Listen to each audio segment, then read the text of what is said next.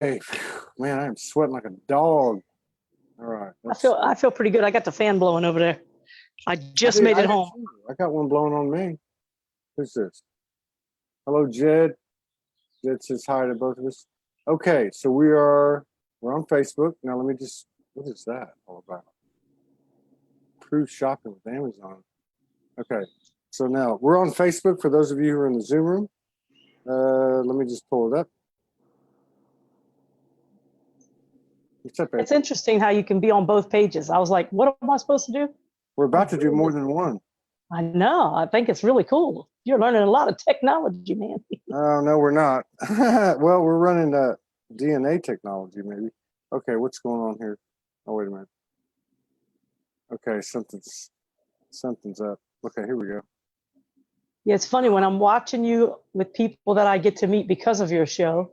Really? Like I was just talking to Susan Marie, and I just got my beautiful deck of cards in the mail from Sherilyn. Oh, from Sherilyn, man. Isn't she? Oh, I ordered them. I ordered her oracle cards. Yeah. That's what it's all about, supporting each other. After I first saw her online, I ordered her cards, and I just ran to the post office for something else, and her cards were in. And I was like, oh, right. I get to praise her. I'll have to look at these a lot better when I have time. Yes. But I just picked them up, and I'm so glad to have met her online with you. She's cool. Susan's cool. Okay, it looks like we got some traction. Hello, Karen Starr. How you been? Oh, I love her. I've been hitting all her poetry and sharing. Oh my God. Oh my God. You don't make her. She just busts my heart wide open. Like if there's a tiny little crack in my heart for some light, then I'll read something from her, and all of a sudden with Karen Starr, my heart just goes right.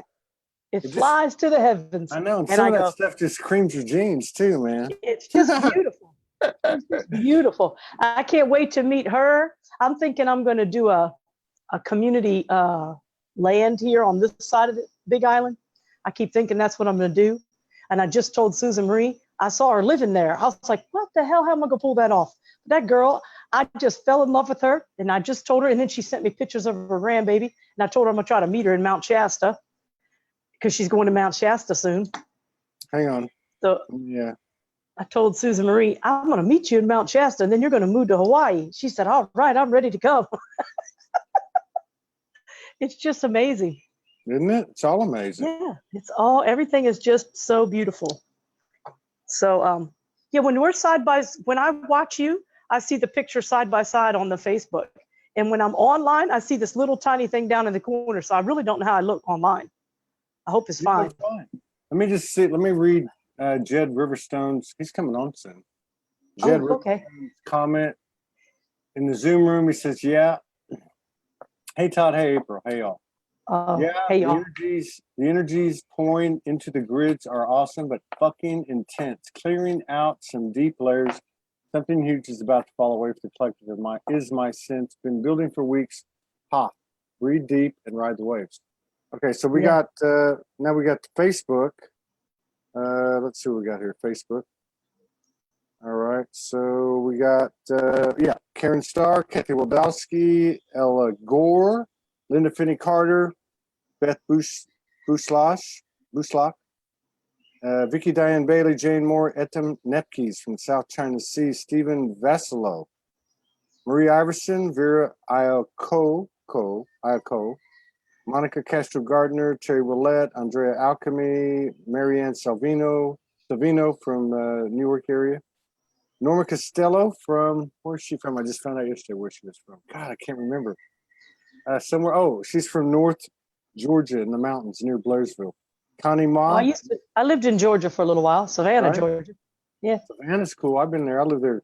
I did some work there. Nicole Rochester, Brendan R.B., Nancy Finn. Ann McKean, Josh Sorensen, Shane Hamrick, Kelly Jean McGrain, Amy Sunshine, Jenny Smith, Jane Moore. Did I leave anybody out? Allison Clausen, Morgan Lee Winsgow from Australia. Nicole's from Manchester. Okay, so we got 41 in the house. If these shows resonate with you, please share. Thank you for the continued love, support, and contributions, because even though we're doing it by the seat of our pants, we would not be able to do it unless everybody was part of this. And it doesn't matter if you're behind the camera as a guest or as a host, or you're participating or making comments or not making comments, just watching. It's all contributing to this expanding energy where we add frequencies to an ever-expanding vibration. It's called Soulogy. And April Lloyd, third time here, third time's a charm. We know we're in for some rock and roll here. Hey, I don't want to say anything. You said what shit's going down, or what did you say? I said the shit's hitting the fan. Now I'll tell you how this is what happened. Yeah. Well, first off, that painting behind my head, Sherilyn, I want you to see that. If you can see that a little bit. My friend Gabriel Da Silva is an artist here in Hawaii, and he is in love with your artwork too, because I put him onto your page a little bit, and I hope that one day you and him can meet. He's an artist in a drumming circle, flute player, and all this other stuff here on the Big Island. He's been here landed here to do one gig with Fantuzzi, and was only going to stay a week from New York and never went home. I think I know somebody that he's been here for 30 years. Hey, somebody asked a question. I just have to answer it. Amy Sunshine says, is a polyamorous lifestyle the new norm? I don't know what the new norm is. I think there's many templates, but I just want to say, not for me. No, mine is monogamous too, I have to say. Morgan and I are straight monogamous, and yes. I have friends that might consider that polyamorous stuff. I don't know, I think everybody's just gonna, to thine own self be true. That's the answer for anything. And to answer her question, I do know a beautiful, beautiful polyamorous group that are in San Diego, and they have a wonderful way of working together, working on all the shadow side stuff. They do plays for the public to show the public how it really works in a loving relationship between a community of people. And that's the only one I know of personally. But me, I'd rather be in a monogamous deal.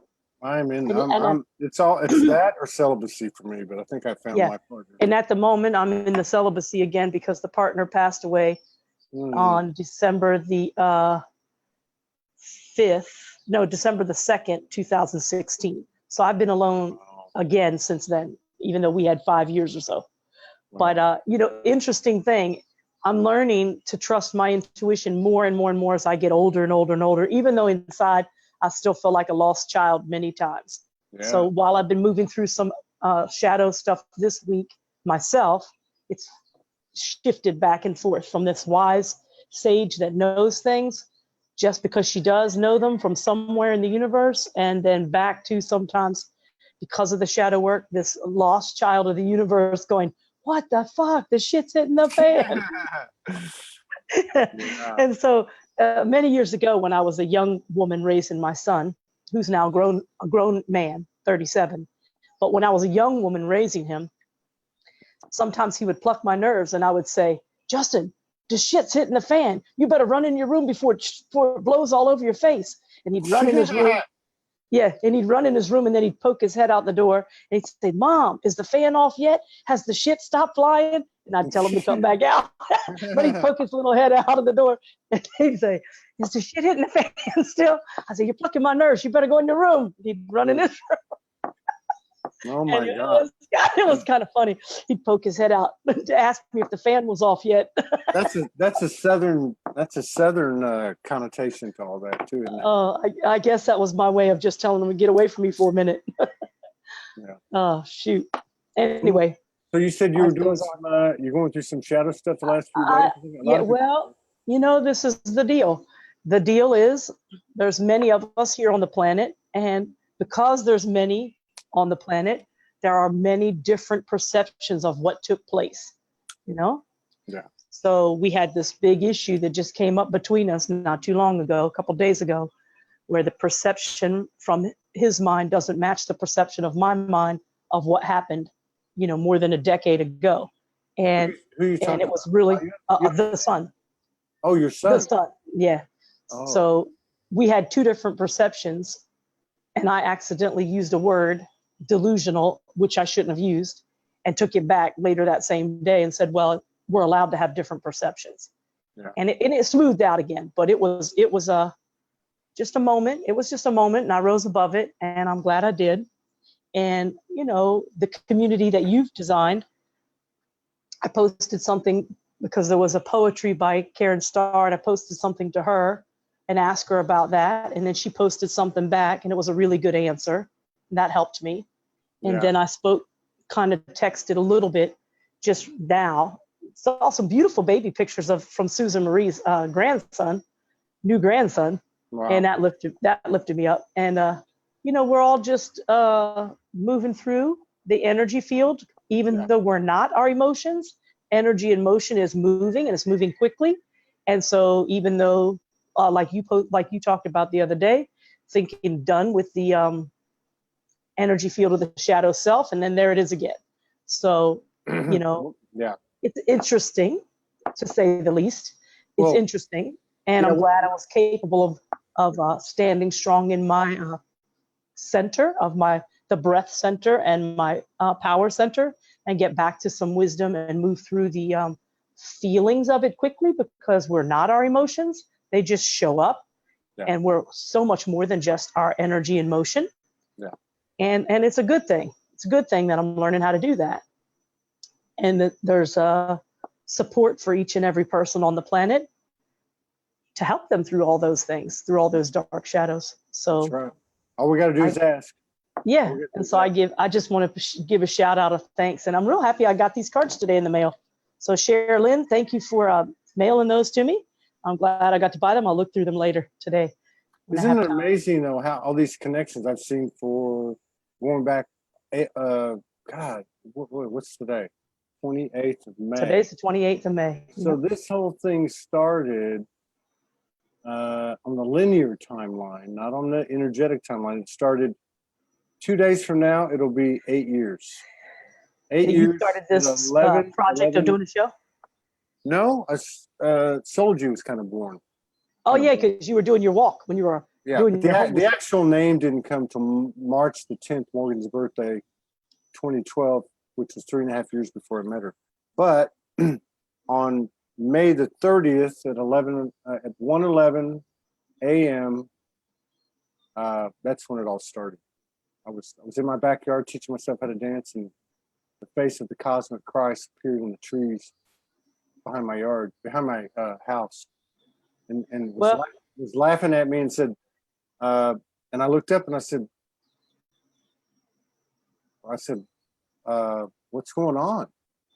And he said, what are you worried about? There's nothing to worry what are we worried about? Yeah, he's like, I've been watching over your family for 2.5 years. And I was like, what? 2.5 years had been a big trauma prior to that. And so I just felt this wave of love and peace, and like an out-of-body experience, like a near-death experience. I went over my body, and then I looked back up, and he was laughing harder. And I said, what's up with that? He's laughing like you would laugh at a kid who's taking something too seriously. Right. I said, you're the one of the unshakable faith. Now we're going to find out. Your whole world's going to turn upside down tomorrow. Just remember, you'll never be alone. You'll never be forsaken. And that was it. He could have been saying, pass the butter. It was that calm. It was right. Well, that's kind of what happened to me in 1996. In 1996, the crap hit the fan. I had just graduated massage school. I was taking a hike by myself out in the woods, and I hiked up to this real high point at the top of this hill. And as I was walking, I happened to see how sometimes a tree will be so heavy that it didn't take lightning to throw it off and throw it over. It just unrooted itself, and then the roots are hanging there with all the dirt on them. Yeah. You seen that before? So I'm walking up this hill, and I noticed this tree was so heavy, like the heaviness I was feeling in my heart, and it had just fallen over. And all of a sudden, I just knew that Spirit was showing me the ancestral roots of the family, and all that dirt was to be exposed so that we could start a healing path. And that all started in my family tree in 1996. Wow. And the lights started coming on, and I had a burst of awakening that ran for a solid 3 months, where I had never heard of, these other people like Eckhart Tolle and different people who'd had this awakening moment and blah, blah, blah. But later, years later, and I read stuff about that, I was like, oh, that's why that 3-month period from that point of that tree that I saw, I had 3 solid months where it felt like everything was communicating. The entire universe, there was nothing about anything that felt like a coincidence anymore. Everything was synchronistic for 3 solid months. I journaled about it. I wrote poetry. I moved big energy in the family unit. And then many things have happened since then. that I knew were going to happen before they happened. It's almost like the Cherokee Indian lineage of my grandmother opened up in me, because she used to state things when she was alive, and she would tell you when they were going to happen, and then they would. And something about that energy field during that period opened up in me, and I've been able to do that ever since. So I see things and then they come true. I don't know how they're going to happen. I have no clue, have no plan, but the energy of the universe knows the plan, and I don't need to know the plan. The most benevolent outcome is going to happen. And I've been okay with that. I've been like a child of wonder. And that's sometimes I try to take control and it messes things up. And when I just let myself be this child of wonder, the plan unfolds itself. And I don't have to do anything but just let it happen. Yeah. And it's happened many times. Like even when I just spoke to you about the lady that was asking about monogamy and, how we choose. And I spoke about that partner I had for 5 years. 5 years prior, when I first met him, I was already planning on moving to Hawaii. And circumstances were that he was not supposed to move to Hawaii. So I kept flying back to California to hang out with him and meet up with him and stuff.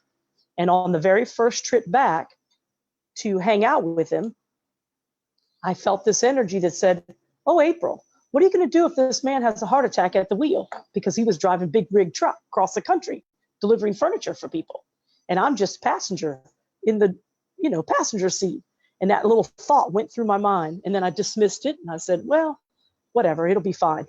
So then 5 years later, he's begging me to come visit. I'm supposed to be there. I'm saying, no, I'll come after Christmas. On December 2nd, heart attack at the wheel, the man is gone. Now, why did I know that was going to happen? And I knew when he was begging at Thanksgiving not to come and to wait until Christmas to come. I have no idea why. I don't know why I knew it was better for me to stay here in Hawaii and go back to see him at Christmas time instead of at Thanksgiving, when he was already begging me, please get on the plane and come be with me. If we had been lovers for 5 years, I'd had that premonition earlier. In that moment that he was begging me to come, I had my own reasons why I wanted to wait till Christmas and spend Christmas here with the son who lives next door. He's in a house right next door to this house that I'm in. And I put it off, and sure enough, on December 2nd, the man was gone. And I said, I'm glad I had 5 years with him. I'm glad I got to spend time with him. I'm glad I got to have that portion of my life and my heart cracked open to share with him in that time frame that we did have. But I'm also glad I wasn't on the truck on December 2nd. True. Because his life is watching me from another realm now. His energy field, I can still feel his energy field quite often. Quite often he comes to me, and so does my late husband. We just had Memorial Day, and I put a tribute to my husband. He died in 2004. And I had told him 10 years before that, let's get your shit in order because you're only going to be 10 more years. And then he went. I'm like, oh, what did I do? Yeah, I used to blame myself and think that it was a problem, but it was never. It was always in the love space. So he was much older than me, and we had this interesting relationship. Him and I actually met when he was in World War II as a 19-year-old, and I wasn't even embodied yet. And then I came back and I married him. He was 39 years older than me. And he was in World War II, the Korean War, and Vietnam. So he was in World War II. You met him in World War II, and you weren't incarnated yet. Tell me about that. I wasn't incarnated. I was incarnated, but not in this body. Oh, and you have recall? Yeah, I do. And then I came back and I married him, and we had this non-traditional marriage because of the age difference. So he was 40 years older than you. 39 years, yep. 39 years older than me. His son actually lives here on the island now. He came here for some help just last year, and now he's living here. Wow. So we're creating everything we're supposed to create in through the cycles of life. But isn't it interesting that anyway, everything's just interesting. If you really look, you can find how it meets pieces in a puzzle that you pre-designed before you got here. Oh, and it's just like yesterday. Here you were online today talking with Katie. I liked her. Is that Katie? She's cool. Yeah. She's cool. And me and my son just went to see the Mary Magdalene movie last night at the Palace. What Mary Magdalene movie? There's a new Mary Magdalene movie that was put out, and it has, the story behind Mary Magdalene's part as a disciple. Are you serious? Oh yeah, oh yeah. It shows her whole life of how she left her family and was ridiculed because women weren't supposed to get baptized and to be a disciple and walk off and leave her father and her brothers and leave and walk with the other disciples and Judas and everybody. And it shows how she knew in her heart that she was supposed to, because she had fallen into the ocean and saw in her dream state that she was the seed that was needed to help create the sacred love affair between her and Jesus during the time of, when he's going to get killed and, when he's going to get resurrected. And she stayed with him and she sat by the rock and it showed a really cool scene of when Jesus resurrects and she sits and talks to him and he's not hurt and he's just sitting there talking to him. Well, I just looked it up. It's $6.99 on YouTube. We're going to have to rent it tonight and watch it tonight. But yeah, that's been a big deal. It's been a big deal recently. Jim McCarty's been writing about it. There's some other people been writing about it. And I think it probably goes deeper than that movie. She wasn't just an apostle. She was actually the shift dizzle. His wife. She actually had that esoteric knowledge. She actually knew that this would come to play later, and the importance of sacred union, Harrius Gamus, and really the power of the feminine that was going to be suppressed and oppressed and kept that secret. The Cathars, the Templars, all that stuff. So I think we're going to hear more about this stuff. Well, yeah, I first got wind of that when I read the Da Vinci Code many years ago. But the interesting thing was that Katie came on and talking about it, and she's in France because she was Mary Magdalene at a time, and she's researching and unwinding and unlocking grids from a timeline, just like I've done by marrying a man that was already in World War II when I met him the first time, and I wasn't even here yet in this life. And little things like that, they make sense. And I go, oh, that's interesting that I took my son, who we just had the fight with on Saturday, because our perceptions are different about a history moment, about the roots of the tree and the ancestral stuff. And there was a healing that took place. And then we went to see Mary Magdalene. Then I look online today, and she's talking about Mary Magdalene and what she's doing in France. And there was a lady on Maya. I didn't see that one. Yeah, she lives in Portugal. She's from Slovenia. She was a criminal attorney in Slovenia. She got the call, kept her job for a couple of years, and then said, to hell with it, I'm leaving. So she traveled all around the world, ended up in Portugal. And I asked her, I said, so do you have a relationship with any particular divine essences? Really, hers is more of a collective voice, but she said, if there is one, it's Mary Magdalene. And she started talking about that whole same Rose lineage and the Christ Magdalene lineage and all that. But isn't it the coolest thing? I just go, wow, because everybody's got all these parts that we've done. I remember many years ago, I was with Jules, the husband that was so much older than me, and the son, and he was only about 11. We took a trip to Florida. They wanted to stay. We took actually an auto train, and we put the car on the train, and then we used the car down in Florida from Washington, D.C., where I was from. Yeah. We used the car down in Florida at Disney World the whole week. But when we went down, we went on a train. And I saw this ad on the train, somewhere on the train, about a psychic fair. And of course, Jules and my little son have nothing to do with anything psychic. They always think I'm a weirdo, that I like the psychic stuff and, anything to do with that kind of stuff. But anyway, so we go there, and there's a psychic fair, but it's 2 or 3 towns away from where we're staying near Disney. And I say, well, I'm going to go over there for the day, and I'll come to Disney with you guys tomorrow. So I go to the psychic fair, and I meet this guy. And this was in, I don't know what year that was, but it was long before even my opening in 96. It was before that. It had to be like 93 or something. And I sit at a table where a guy does a reading, and he tells me about the times that I was in the Cain and Abel story, and I was the brother Abel, and that's one of the reasons. He gave a synopsis as to why that's one of the reasons that I've always been able to rise above these really dark moments in in my physical life and what's been taking place here in this incestual racket that happened in this particular family tree. And then he talked to me about my nieces and who they were going to be and which ones I'd be deeply connected to and why I'd be deeply connected to certain nieces. Now, the 4 nieces at that time weren't born yet, the 4 nieces that live in Texas. But they are now. And now they're all having their babies of their own. Now they're all in their 20s and having babies. And it's just interesting how he could predict that at a psychic fair all those years ago. And a lot of the things that he claimed would happen have come true. Oh, where's the sound go?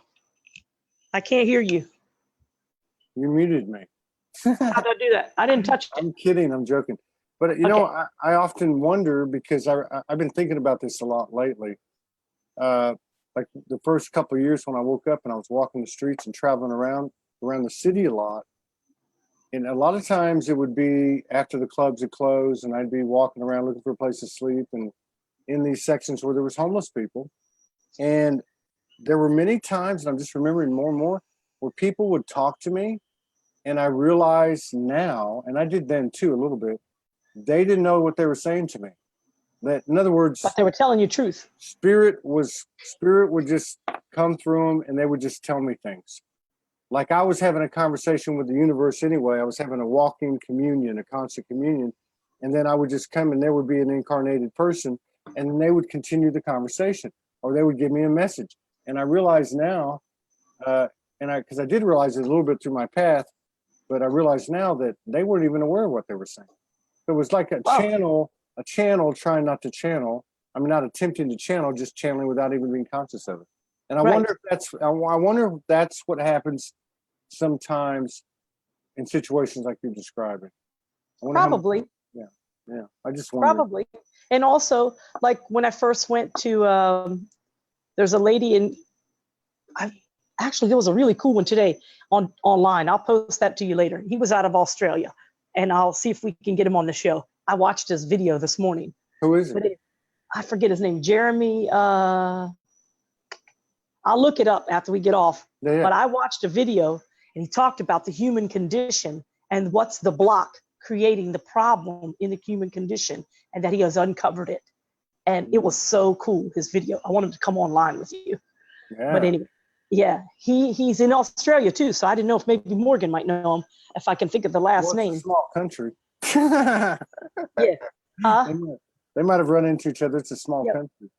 Yeah, he wrote some really cool books, and his name is Jeremy something. He's an older man, and he was really cute and really sweet, and the way that he presented. And he was talking about a book that he just wrote about freedom from the human condition, and how the human condition is what's the shadow work, all the shadow work that we have to do to rise beyond the human condition. But you know, like when I was a little girl, Is it rising above the human condition or rising above the mentality of human only condition? I mean, I don't. He wrote a book, and I'll have to get the title of the book.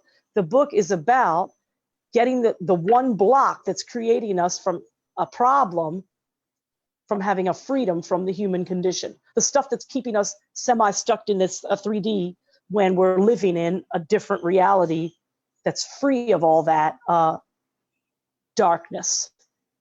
There's a place where we're living that's free of the darkness, and he wrote a book about it. So we can actually enter as humans. Yes.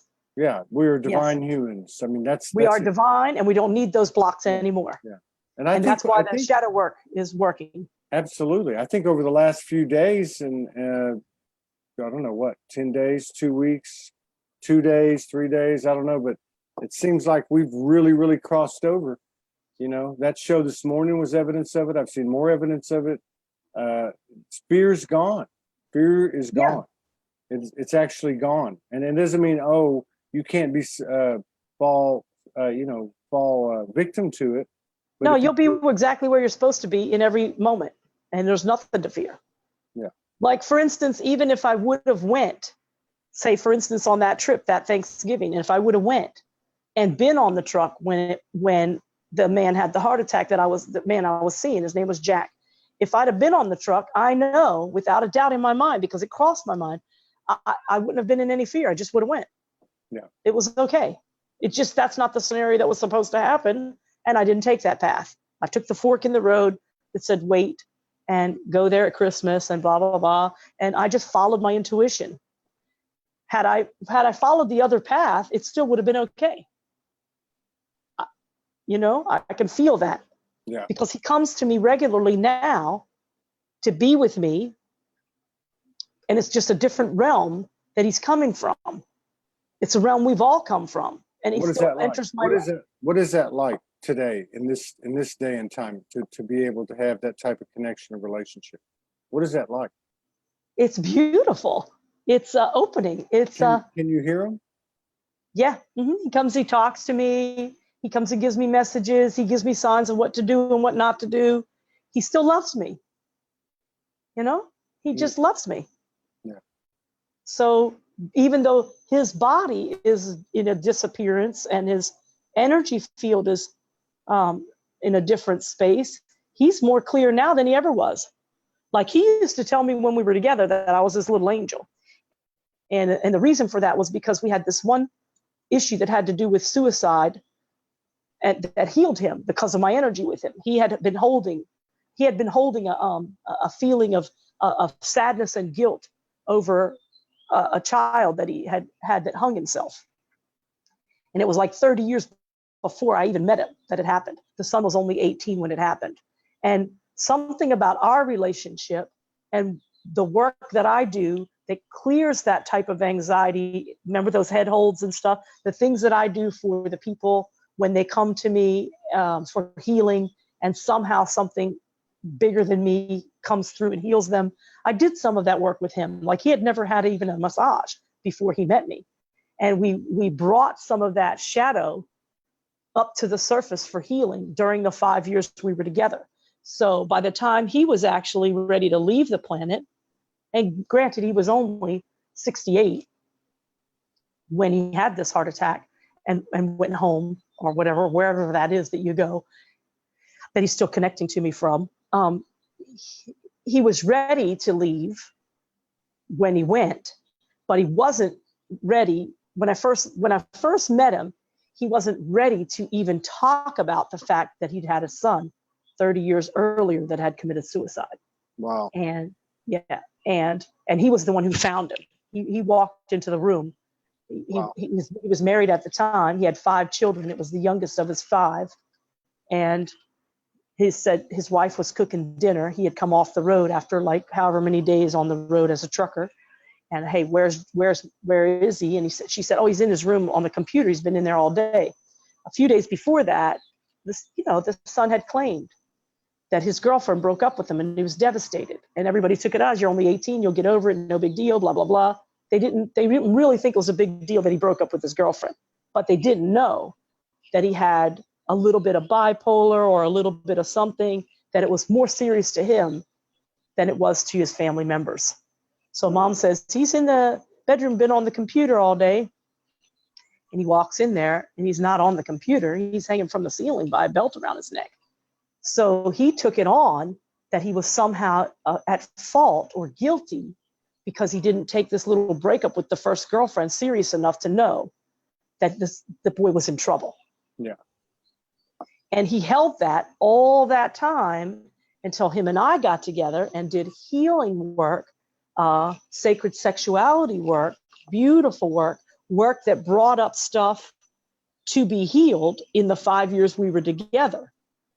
Now, what do you mean? He left in freedom.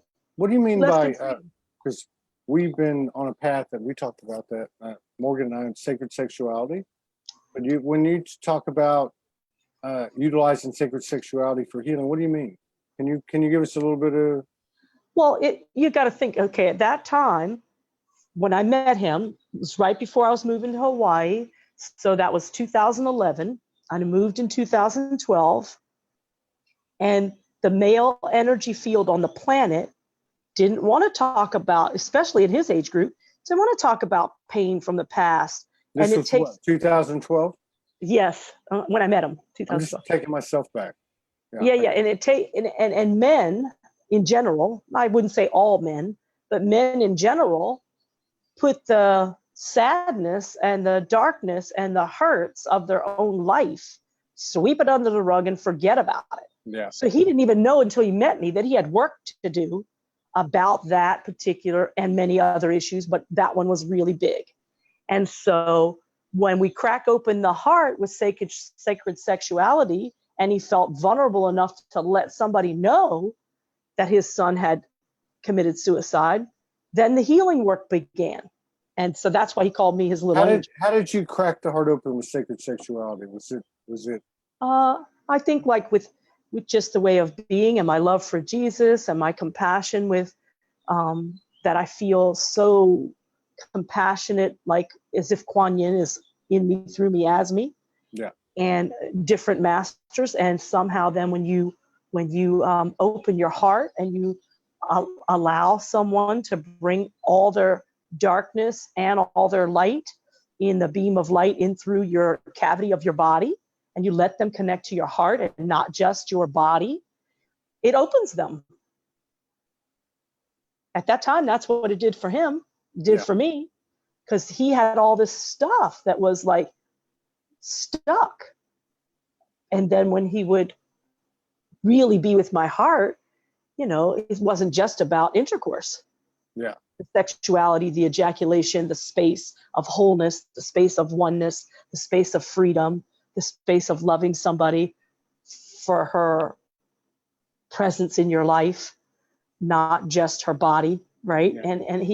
And that opened him. And then he would speak about these things that were tragic, that were holding him captivated in the sense of shame and guilt and darkness that he had not shared with anyone. He hadn't even shared that with his second wife, you know, the one with the 5 children. They'd broken up over this years before. And his second wife, he'd never even basically ever even talked to her about this heaviness that he was carrying in his heart. I mean, have you had communion connection with Magdalene? Somewhat, but I don't think really very big. I read a book that was channeled. I'm looking to look for that book on Amazon because I don't remember the author's name. But in 1999, a friend of mine, Eve Ellie, she might see that on Facebook, she gave me a book. I borrowed it from her. I gave it back to her. It was a very poetic book that was a channeled writing from a woman here on the planet now who channeled Mary Magdalene. And the book is so beautiful. It's so worth reading. So if I find that book on Amazon, I'm going to send you a copy because I'll recognize the book by the cover, even though I don't know the title, even though I don't know the author's name. But it was the most beautiful book. And I could feel how when I read that, it wasn't just for her. It was for the sacred sexuality of all women on the planet. It was for everyone that could feel that. And that book was, In what way? In what way? I mean, like, you remember?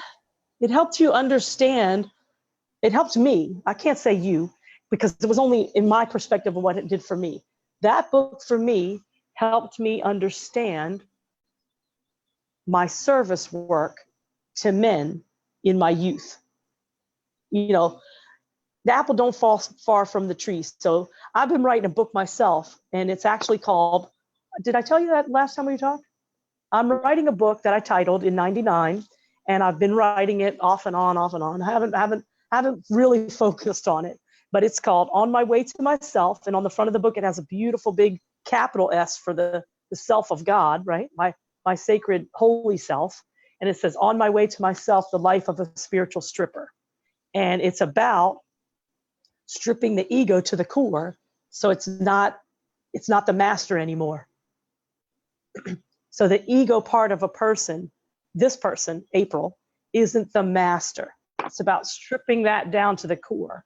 And it includes the service work.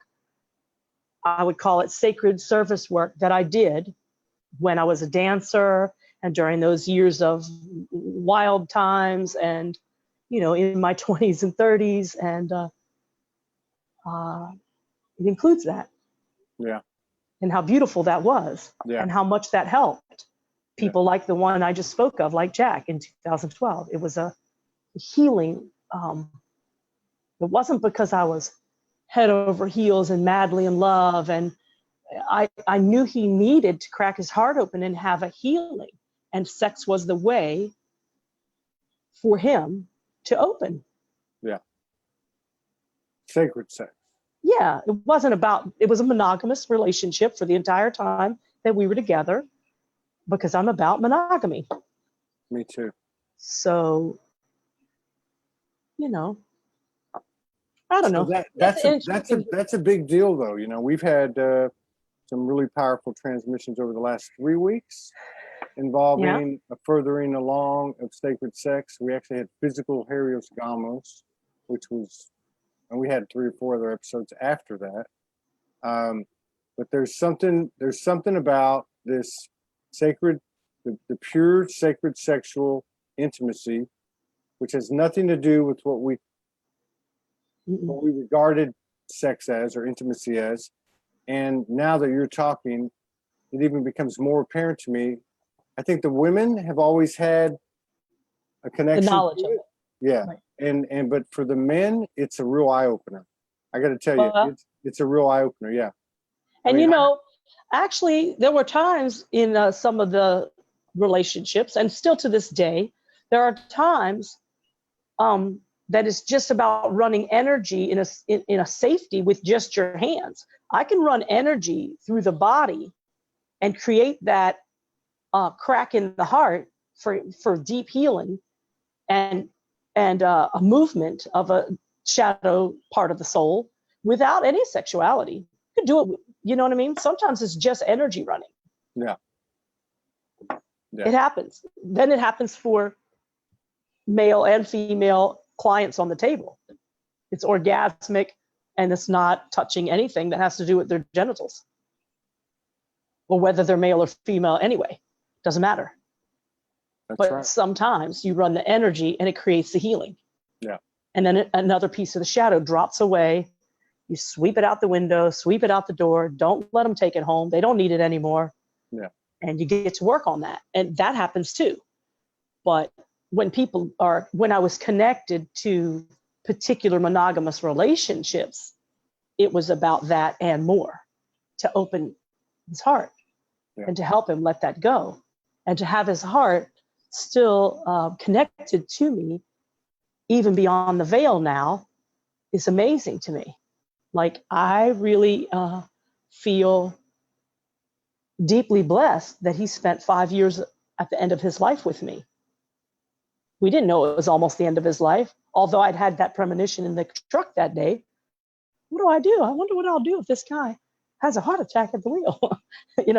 I didn't know that was, I guess at that time, I didn't connect that to how that had happened for my husband, how my grandmother had those predictions all her life, and that it would happen. And like even right now, I have my nephew's ex-wife. She is in Washington, D.C. At the Washington Monument, doing grid work and cleaning and prayer and all this beautiful work. Now, I know her from being married to my nephew for quite a few years in his youth. He's still young. He's only 39, but they got married really young. They have 2 daughters, and they got divorced, and there was all this craziness and alcoholism and blah, blah, blah. And now at this particular time, she's completely sober, has had a huge awakening. She connected through Wilhelm that I introduced you to. She connected me to Wilhelm. She's been on a sobriety path for, I don't know, probably 2 or 3 years or something. And now she's doing the same kind of grid work, healing work for the planet. She bought herself an RV. She's traveling all over the United States, laying crystals at old trees and old buildings and old places and doing work. Similar to what I heard Katie's doing by going to France. Yeah. And I said, isn't that amazing? So our little Christy has grown, fully bloomed into her purpose on the planet, and said, forget everything, and does it. Sometimes she doesn't have the money for the gas for the RD, but she makes it all the way from wherever she's at She made it all the way to DC and she's doing her little work there. And I'm so like uplifted by that. Like, I just feel uplifted. And, you know, I remember it was about, I don't know, 4 years ago, I was in Texas at Christmas and her and I stood in the kitchen sharing a healing conversation. It wasn't very long after that, she jumped on the sobriety wagon. Wow. And I got to say, spirit influenced that love relationship between me and her as sisters. Even though she was no longer married to anyone in my family, she's still my sister at my heart. And we had that conversation and doors started flying open and shadows started flying out. And we can all just be happy about that. Yeah, very much so. Mm-hmm. So what do you got coming up? What do you got planned? What do you see happening? Well, first off, I think I'm gonna move from here, but I want to go to. I'm just gonna buy a house instead of rent one. Oh, you're gonna still be on the Big Island. Yeah, I'm gonna be on the Big Island. I want you and Morgan to come over here and visit me after I move. Yeah. Come get some healing work. Come get on the table. But anyway, I think I'm gonna go to Mount Shasta and meet up with Susan Marie. Oh yeah. Yeah, I'm gonna move and then I'm gonna go meet up with her. I think there's going to be more than just you and her there. Oh yeah, I've heard several people. I think several people are wanting to go to Mount Shasta with Susan Marie. Yeah. It feels real deep, like, I think. And then I saw, you know, just like I've seen other things, I saw Susan Marie moving to Hawaii to this new place. And I don't know why I saw that, but I think she's going to live there with me. So I'm not sure how that's all going to unfold yet, but I have a feeling, you know, one of the little houses on the property, Susan Marie's going to live in. And we'll move around from there. We'll do whatever work is being worked to do. Spiritual gangsters. Yes, spiritual gangsters who've been doing the work. That's what I thought was really neat about what Katie's talking about. Doing it alone so many lifetimes and now banding together to do the work. I think that is amazing. And I think that's what it takes. Yeah, I do too. For now, you know, in the realm that we're in now, that's what it takes. Yeah. Is to band together and help complete each other, even though you're already complete on your own. Yeah. You're already complete on your own, but the work that needs to be done for Mother Earth, for Gaia and all her children, all of us, it's better and easier and more pleasant and more joy-filled and more sacred to do the work together. Yeah. So like I want to take a small, I do want to take a small trip and go with my ex-niece-in-law, I guess it would be an ex-niece-in-law, on one of her trips that she's doing this grid work. I don't do grid work. I do grids of the body work, and she does grids of the earth work. Wow. Right? And I want to go with her on one of the trips. I wonder how many grid workers there are out there. Oh, amazing amount. Because remember I told you, listen to this. The girl that gave me that book many years ago in 99, that Mary Magdalene book, she's been doing grid work she's a spiritual astrologist. She can take your birth date and your time of birth and tell you amazing stuff about your life path, why you've had certain challenges, how you're going to get through them, what makes you do them, why you created them. She just knows it all. She's a spiritual astrologist. She can take your astrology chart and do some magnificent stuff. And she's the girl who showed me that Mary Magdalene book. So she's been doing work. I met her in 1999. Wow.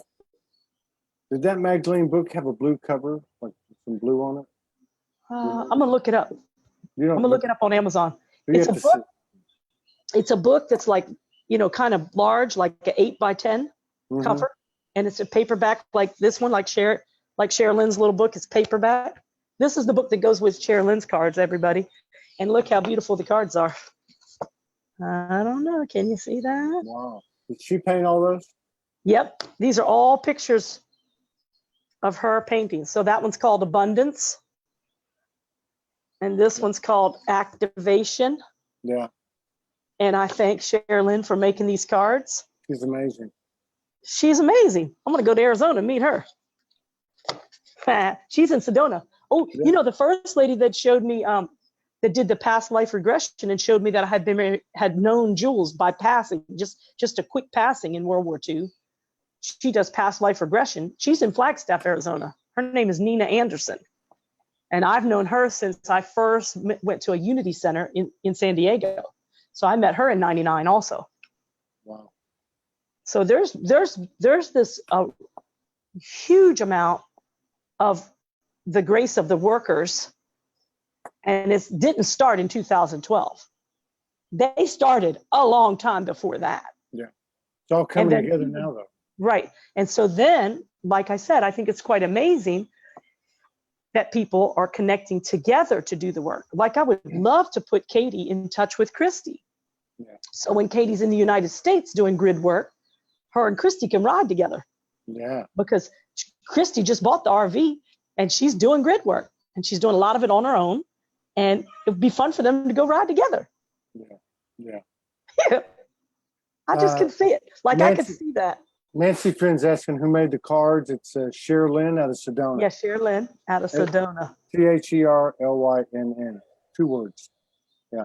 So is there anything you want to do or anything you want to Actually, say?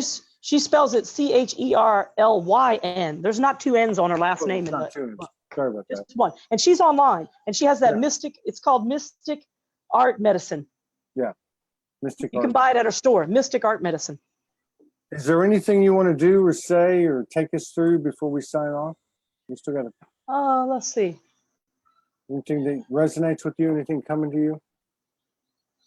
I just enjoy our conversation, and I love the fact that because of this channel, I have to give such deep gratitude that because of this channel, people are connecting together to work together instead of thinking they're solo. Yeah. So Yeah, there's a lot of collaboration going on. Collaboration taking place every day. More and more Nice. collaboration. And I think that's the reason, that would be the reason and the purpose for us to be embodied on the planet again while we're moving through this huge transitional time. Absolutely. I think we need to figure out somewhere on the Big Island. If you know somebody that has some land, we can have a little little 2-day event. Retreat. 2 We could have a days. Soulogy reunion, and everybody who's met each other online actually come together in person. We'll do drumming circle and all kinds of sacred stuff. It'll be fun. I'll figure that out. I can get us a retreat going. I'd have one guy has 10 acres, another girl has 20. I'll think about that. That would be great. Even if we just And did if I buy the 5 acre, and the plan that I have to do is to have a central home and let certain people build their own off-grid home. Like there's a guy here, his name is James Novak. He won't mind me mentioning him. He's teaching many classes right now how to do the hempcrete to make these little domes that are totally self-sufficient with the solar and the water catchment, and then you don't have any utility bills after that. And I'm going to try to buy this land so I can allow certain people to come build their dome and live off-grid without ever having to move again. They can move around from it, but they won't have bills. It's all happening. Huh? It's all happening. So hold that in the vision that I get a land and then we can build the domes and we can live together. Yeah. You know what I mean? Michael Fox and his wife are coming to the Big Island in August. You know him? You know No. Michael Fox? Yeah, Michael Fox from TV? No, I don't know. No. Michael Fox and his wife, I can't remember her name. They're musicians that lived on Kauai for a while. They're in Colorado now, and they're coming to the Big Island, Oahu, and to Kauai in August, and they're looking for gigs. But that's a great connection. And I know there's other people on the Big Island who they're going to hook up with. So, Oh, good. yeah. Well, maybe they can hook up with some of the musicians that are, pretty connected here. Yeah. I can help them hook up with some. They're very good. And I'm been invited to help get a movie be played here that is about music by Michael Stillwater. Yeah. He's in Sweden right now, but I met him in San Diego. And what he does, I'll just give you a quick synopsis. he sang a song for my nephew, who was the one I told you that's ill, that's born with AIDS. He's in his 30s now. We went to one of his workshops, and I went to one with my son Justin too. And he teaches you how to connect soul to soul and make up a song from your heart for the person sitting in front of you. Wow. And so he's been singing in compassion for the dying, you know, for many, many, many years. He'll make up the song on the spot when he meets you, like an angel reading song, and he can really perform. And so he just made a movie that's being shown, and I'm going to see if I can get it shown at the Palace. Right on. Michael Stillwater's movie. We're all coming together. Yeah, I'll be seeing it's you. a good movie. I'll send you the link to that movie so you guys can watch it also when it's available to just watch it on YouTube. But right now I'm trying to get it shown in a theater, so I don't think we can watch it on YouTube yet. Well, let me know. Let me know. Soon. But and soon. I'll see you. I'm sure I'll see you in a few weeks or whatever. And I'm going to keep working with the Dark Night of the Soul, some of the shadow work as it moves through. Just keep moving it, and it'll be fine. Yeah, well, it already is. Yeah, it already feels pretty fine better. now. Yeah. You take care. I'll see you later. Bye. Good seeing you again. Take care. You too. Bye-bye.